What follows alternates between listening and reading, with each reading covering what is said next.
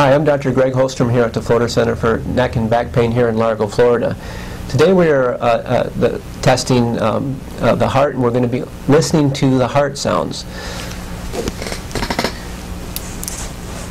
The heart sounds actually represent valvular sounds in the heart. It can also represent the heart sliding against the fibrous bag that surrounds the heart.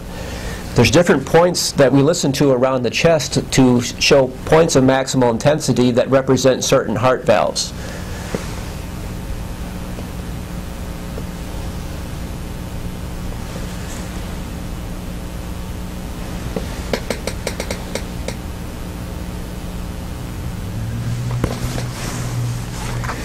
It's important to determine whether the person has bad heart valves, as that can lead to problems with the patient's ability to be able to oxygenate their blood properly, and also can lead to situations that may lead to stroke.